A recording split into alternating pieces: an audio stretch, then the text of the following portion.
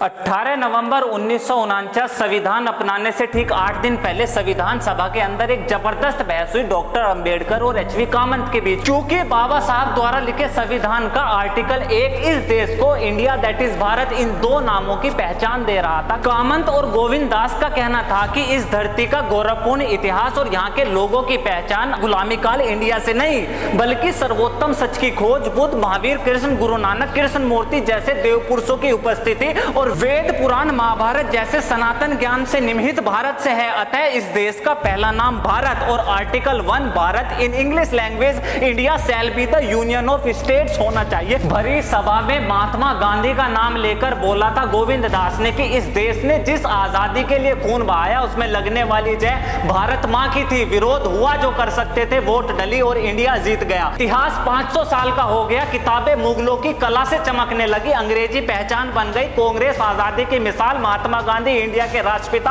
और इस इंडिया में अपने अस्तित्व इतिहास की बात करने वाला सनातनी हिंदू ऐसे ही तो सांप्रदायिक इंटॉलरेंट कम्युनल बन गया। इतिहास है हमारा 500 का नहीं बल्कि 5000 साल पुराना, दुनिया की सबसे प्राचीन सभ्यता और धरती पर सबसे पहला धर्म जिसे आप हिंदुइज्म और हम सनातन धर्म कहते हैं। निर्गुण, निराकार, निरंजन और अनादि परमात्मा, परमात्मा के अंश, स्वर्ग न नरक, प्राण न मृत्यु, अपने जीवन को ही मुक्ति मोक्ष का सार बनाकर उस अनंत शक्ति में ही विलीन होने को ही अपना धर्म मानने वाला वो है सनातनी हिंदू। वेद सत्य है जो आधार है, पुराण उपनिषद महाभारत का ओम ध्वनि है, वाइब्रेशन है इस ब्रह्मांड की, प्रकृति पूजने और सूर्य अग्नि का प्रतीक, भगवा पहचान है हमारी, खाना नहीं है किसी के पेट का गाय, माँ जननी है, कल्पना नहीं है किसी की श्री राम। इतिहास है हमारा शिव की नगरी वाराणसी, कृष्ण की मथुरा, राम की अयोध्या, शहर होंगे किसी के लिए तीर्थ स्थल है हमारा, मात्र बहते पानी की नदी नहीं है, साक्षात मोक्ष का द्वार है गंगे मैया। भारत बस नाम नहीं है, सदियों पुराना इतिहास है, बुद्ध का, संत कबीर का, गुरु नानक साहब का, संत रविदास आदि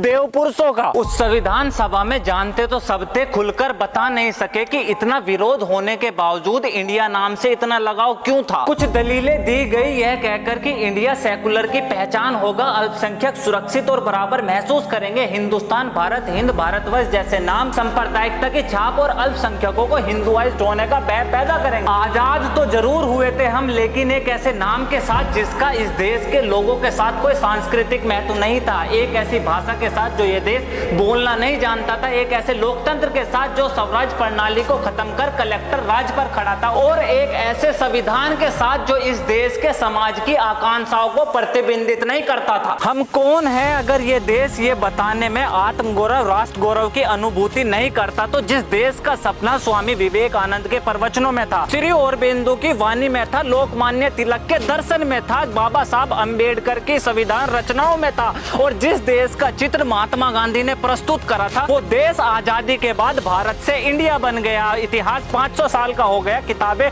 मुगलों की कला से चमकने लगी, अंग्रेजी हमारी पहचान बन गई, मार्क्सवाद विचारधारा की मिसाल, सर्वधर्म संभव से सेकुलर इंडिया और उस सेकुलर इंडिया में इस देश के अस्तित्व और उसके इतिहास की बात करने वाला एक बहुसंख्यक हिंदू इंटॉलरेंट कम्युनल एक ऐसे ही सो सांप्रदायिक हो गया। लेगा यह देश फिर से अपनी संस्कृति, अपनी प्रतिष्ठा, इतिहास अपना मौलिक रूप लेगा, हर कण कण तन मन इस हृदय में आत्म गौरव बढ़ने वाला इस देश का नाम भारत लेगा, क्योंकि अब ये द टॉक शो बोलेगा। This is Alok Kumar from talk, see you next video.